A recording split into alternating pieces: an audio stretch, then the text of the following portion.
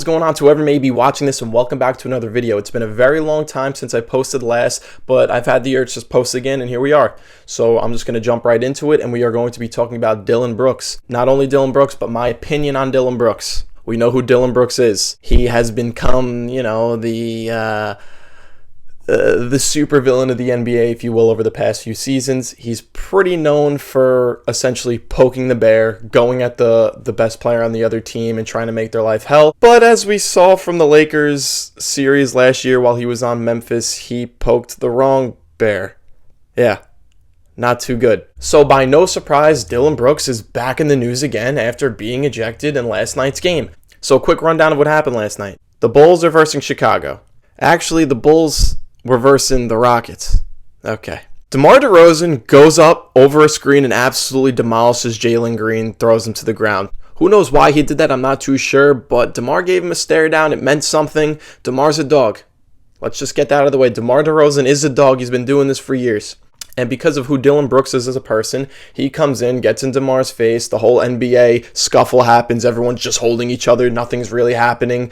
But, we're just going to move past that. DeMar DeRozan gets hit with a double T. He gets ejected. At the same time, Dillon Brooks gets ejected. Now, I may not be the biggest Dillon Brooks fan. I'm not also the biggest Dillon Brooks hater. I kind of like the dog mindset, but he just does it in dumb ways. The point is, he shouldn't have even gotten ejected. He really didn't do anything. He just basically got in DeMar's face and let him know. DeMar threw an elbow to his face, and things escalated. And this is the Draymond treatment as well, but I'm not comparing Dillon Brooks to Draymond Green because they are not even close to the same atmosphere. Because of Dillon Brooks' past, he puts himself in positions where the refs have a certain bias towards him. Like I said, similar to Draymond Green. Draymond Green is always under a microscope, and especially after this year, he's going to be under an even bigger microscope for, the end of his career. By no means should Dillon Brooks have gotten ejected, but it's a mixture of the NBA just being soft and trying to do what's right and not promoting violence and doing a whole lot of BS. But at the same time, it's Dillon Brooks. Like, this guy's a clown. I believe in the fact that every team needs an enforcer. Every team needs someone that's going to, make life essentially hell for the other team. But he just does it in a way where it's just cringe. He's not that guy.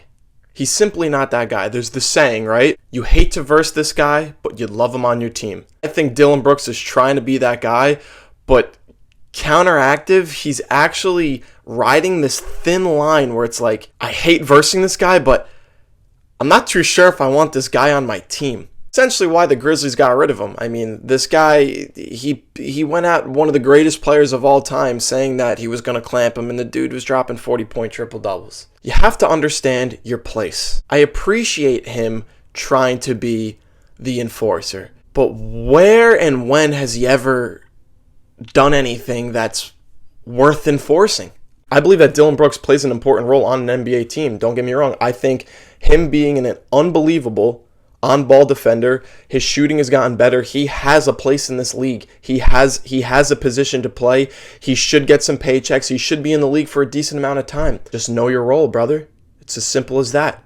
Don't try and be someone that you're not. Yeah, you're a hard-nosed basketball player. Yeah, you like to get down and dirty with some of the better players in the league, but at what cost? Your team needs you out there. Your team needs you to defend. Your team needs to hit some threes. Your team needs you to be a leader. But because your ego and because you think you're this guy that's just like the showstopper, the heartbreak kid Shawn Michaels, because you think you're this guy, you just put your teams in bad positions. So Dillon Brooks, you got to figure this one out. At the end of the game, the Rockets center, Chuck Liddell, is it Chuck Landell or Chuck Liddell? It's one or the other. He was in his post-game interview, and in a joking way, he was like, Dillon Brooks, please stop getting ejected. Just stop. We need you out there. And that's basically saying what I'm saying. Like, dude, what are you doing? Stop getting ejected. You could talk your shit. Don't put your hands on anyone. Be the enforcer. Just know that your value comes from you being on the floor. Your value doesn't come from starting arguments with people and getting yourself kicked out of the game. Your team needs you out there. And if your own teammate, he isn't calling him out. He's just trying to bring it into the real world. Like, please, just stop doing dumb things. And to close out with, you don't want to become the guy that teams just don't want to sign because of what you bring to the team.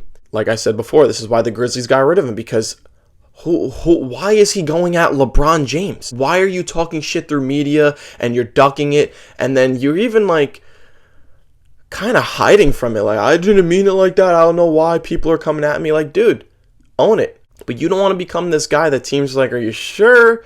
Yeah, this guy's a good defender, but are you sure you want to bring him in? I mean, look at his past, look at his resume, look at his ejections. He's putting himself in a tough spot. But anyway, that pretty much wraps this video up. And I appreciate you for watching, and I hope you watch the next one. Thanks.